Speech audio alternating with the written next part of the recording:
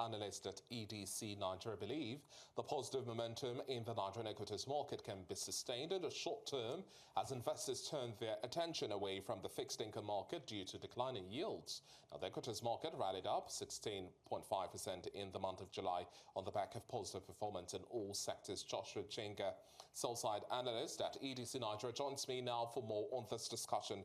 Joshua, thanks a lot for joining us on the show today. We're seeing the bulls staying in control in the last month, and it's been quite interesting this week as well. We're seeing gains recorded in Boa Cement, O&O, Unilever.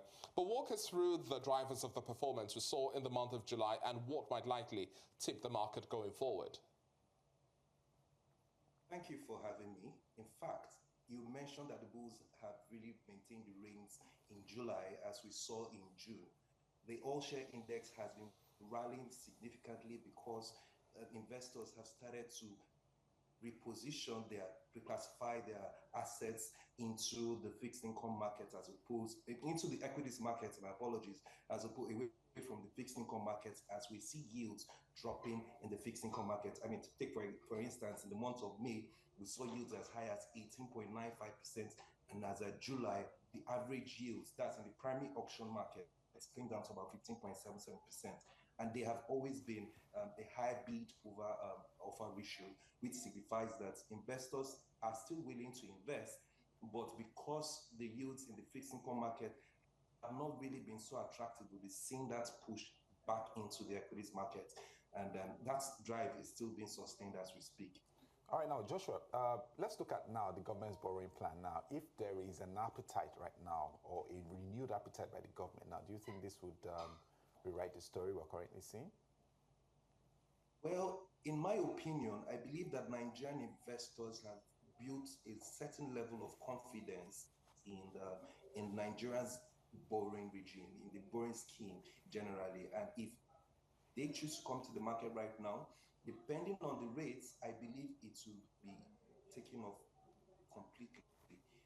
Reasons being that the elements of risk in the equities market still persist, and investors will still want to look at and consider the riskiness of the equities market and how uncertainties in policy directions and macroeconomic changes can affect the performance of the company in totality. So I believe that if the government should still come out to want to raise some instruments, they're going to do that successfully. I mean, with the current excess bids we're seeing in the NT-bills market, it wouldn't be any different.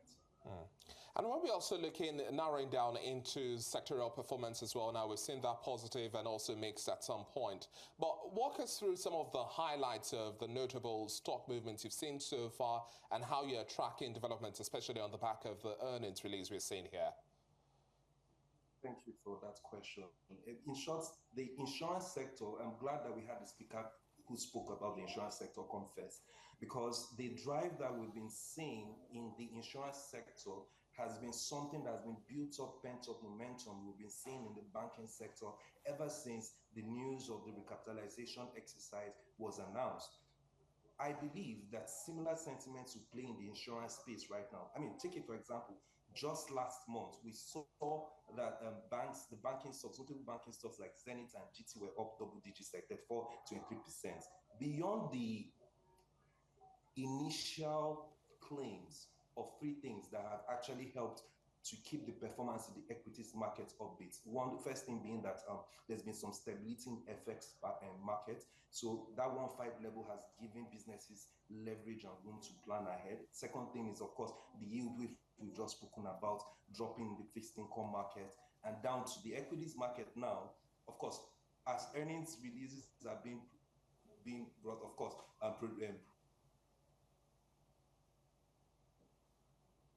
all right, now let me tee up from my colleague David right now. We've seen this play out basically across all sectors in the oil and gas sector right now.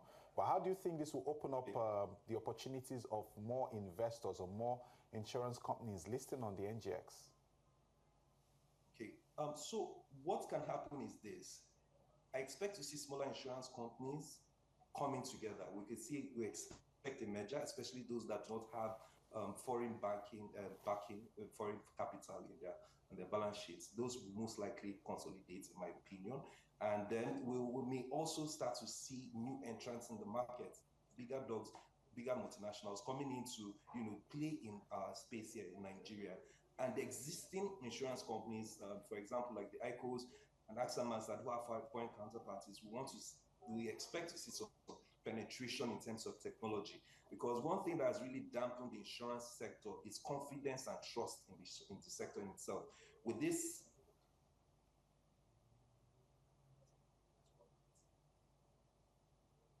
these rates would also encourage players in the investment sector to come in.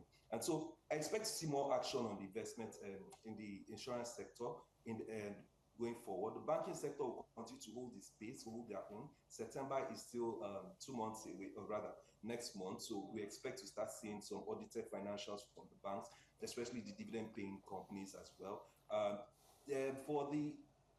For the oil and gas industry, they've really suffered due to the global economic uncertainties. But beyond that, what has really held the sector together has been the fact that the PIA has been effective.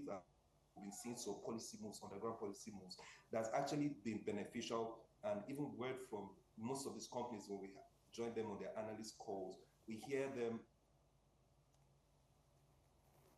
All right, now, okay. Especially in the gas sector.